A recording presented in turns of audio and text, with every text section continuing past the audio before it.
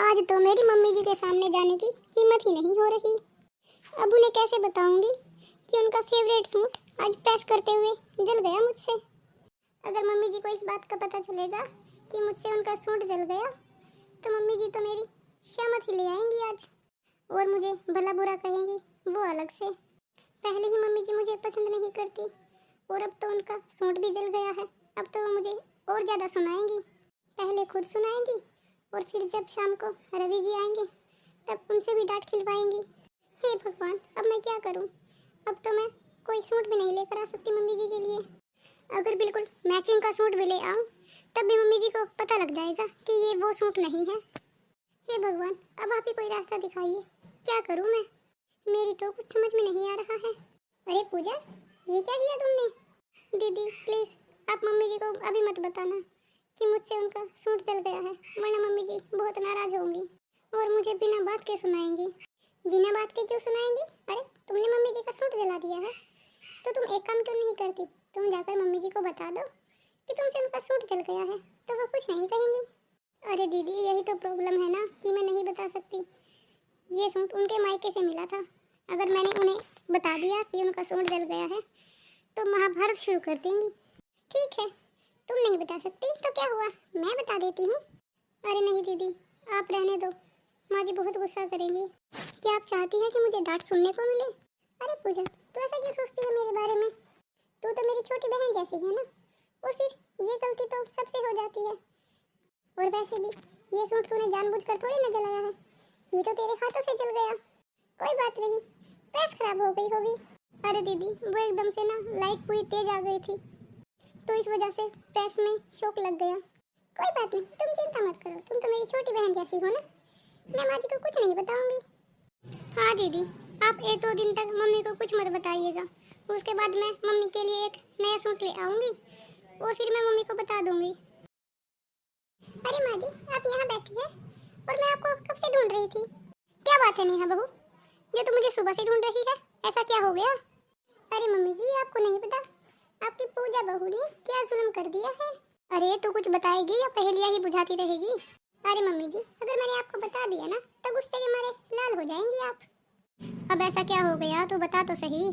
क्या बताऊं अब मैं आपको? आपकी लाडली बहू ने, आपकी पूजा बहू ने क्या किया है? अरे आपका मायके से लाया हुआ इतना सुंदर और इतना महंगा सूट उसने प्रेस से जला दिया। हाय राम, ये क्या कर दिया इस कलमोही ने? ऐसे कैसे जला दिया उसने मेरा सूट? क्या उसकी आंखें फूट गई थी या उसके हाथों ने काम करना बंद कर दिया था जब उसे मेरा इतना महंगा सूट दिखाई नहीं दिया? अरे अगर उसे सूट ही जलाना था तो अपना जला दिया होता, मेरा क्यों जला दिया?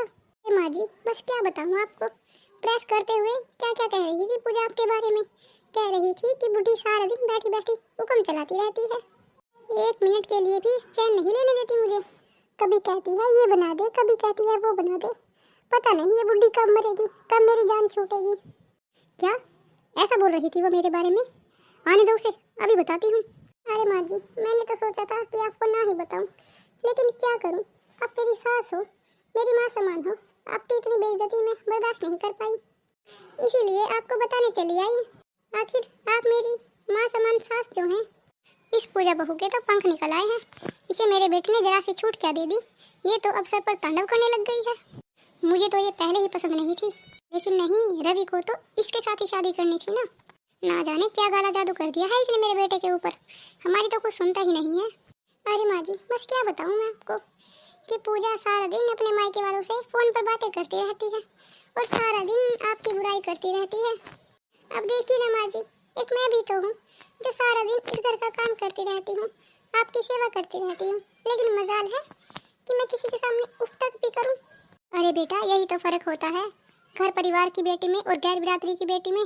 तू हमारी बिरादरी की बेटी है, समझदार है, अच्छे ख्यालों वाली है, लेकिन वो ना तो हमारी बिरादरी की है और ना ही हमारे समाज की है। लेकिन मेरे बेटे ने ना तो हमारा ख्याल किया, ना हमारे परिवार का, ना ही हमारे स्टेटस का। ला करके बैठा दिया इस छोटे घर की बेटी को हमारे घर में। मुझे क्या मालूम था कि ये ऐसी निकलेगी बाद में जाकर। अगर मुझे पता होता कि ये इस इरादे से यहाँ पर आई है तो मैं इसे पहले ही धक्के मार कर यहाँ से निकाल देती। माँ जी, मुझे आपसे कुछ जरूरी बात करनी थी। बहुत अच्छे तरीके से जानती हूँ मैं कि क्या बात करनी थी तुझे। एक तो तूने मेरा सूट जानबूझकर जला दिया और अब आ गई यहाँ पर मुंह उठाकर सफाई देने। लेकिन माँ जी, मैंने तो सूट जानबूझकर नहीं चलाया, वो तो मैं प्रेस कर रही थी। और आपके सूट का कपड़ा भी तो वैसा ही है मम्मी जी कि प्रेस थोड़ी सी गर्म क्या हुई कि आपका कपड़ा प्रेस से चिपक गया। अब इसमें तो मेरी कोई गलती नहीं है ना मम्मी जी। रहने दे बहू, रहने दे। मैं तुझे बहुत अच्छे तरीके से जानती हूँ कि क्या सोचती है तू मेरे बारे में। मैं बहुत अच्छे तरीके से जानती हूँ तुझे। तेरा बस चले तो मेरे कपड़ों है क्या, तू तो मुझे भी जला दे। अरे तू तो चाहती ही यही है कि मैं मर जाऊँ, जल जाऊँ, यहाँ से निकल जाऊँ, तभी तो मेरे मरने के बाद ये सारी जमीन जायदाद तेरे नाम हो पाएगी। माँ जी, ये सब मेरा कोई इरादा नहीं है, ना तो मैंने आपका सूट कोई जानबूझकर जलाया है। तो क्या बड़ी बहू झूठ बोल रही है? उसे क्या मजा आता है तेरे साथ लड़ाई करवाने में? दीदी, आपने ऐसा क्यों कहा माँ जी से कि मैंने सूट जानबूझकर जलाया है? अरे मैंने कहाँ कुछ कहा है। जो तू अपने कमरे में बड़बड़ा रही थी, बस मैंने तो वही आकर माँ जी को बताया है। लड़ते रहो तुम दोनों, मेरा क्या है। अरे कम से कम तेरे बहाने ही सही मुझे भी इस खूसट बुढ़ी से छुटकारा तो मिले। वैसे भी इस बुढ़िया ने बहुत नाक में दम कर रखा है हमारी।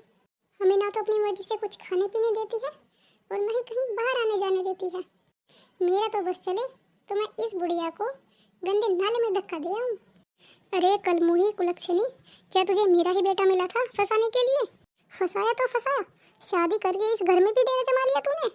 क्या यही संस्कार सिखाए थे तेरे माँ बाप ने? क्या यही परवरिश की है तेरे माँ बाप ने? अरे बिरादरी की बेटी माँ बाप की इज्जत करती है, सास ससुर की इज्जत करती है, उसके घर परिवार की इज्जत करती है। लेकिन तुझे देखकर तो लगता है कि तेरे माँ बाप ने तुझे किसी प्रकार के संस्कार नहीं दिए हैं। अरे तुम जैसे छोटे घर की लड़कियों को पेट भर खाना तो नसीब होता नहीं है, और जैसे ही बड़े घर में आ जाती है, पैसे दिख जाते हैं तो बौखला जाती है, पागल हो जाती है पैसों के मारे। मायके में तो चाहे खाने के लिए अनाज ना हो, लेकिन ससुराल में ऐश पूरी चाहिए तुम जैसी लड़कियों को। क्या यही सिखाया था तुम्हारे माँ बाप ने? देखिए माँ जी, मेरे माँ बाप ने मुझे क्या सिखाया है और क्या नहीं, ये तो आप नहीं जानती। और मुझे जो मेरे माँ बाप ने सिखाया है वो बहुत है। कम से कम किसी के बीच में आग लगाना तो नहीं सिखाया मेरे माँ बाप ने मुझे। और रही आपके बेटे से शादी करने की, तो देखिए माँ जी, मैं आपके बेटे के पीछे नहीं थी, बल्कि वो ही मेरे पीछे 2-3 साल से घूम रहे थे।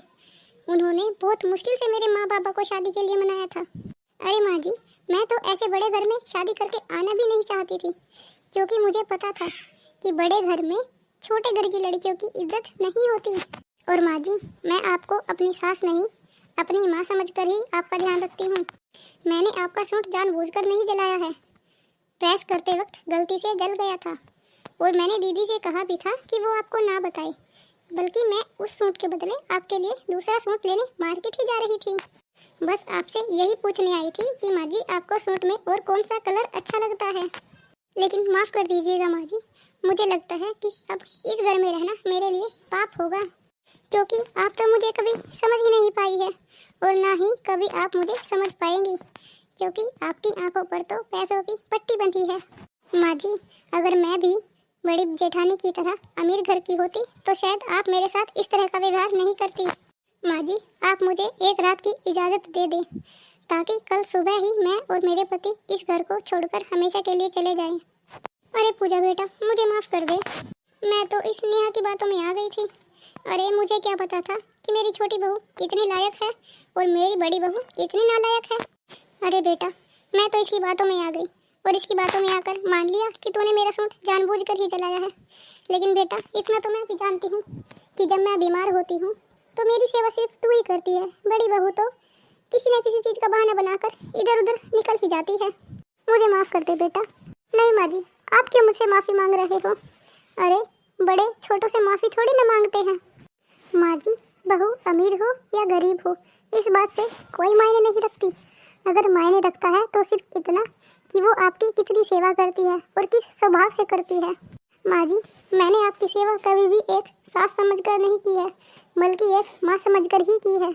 और मेरी माँ ने भी मुझे यही समझाया है कि शादी के बाद सास ही एक बहू की माँ होती है। हेलो फ्रेंड्स, आपको हमारी कहानी कैसी लगी कमेंट बॉक्स में ज़रूर बताएं, और हमारी अच्छी अच्छी कहानियों को देखने के लिए हमारे चैनल को लाइक करें, शेयर करें, और अगर आपने अभी तक सब्सक्राइब नहीं किया है तो हमारे चैनल को सब्सक्राइब कर लें। धन्यवाद।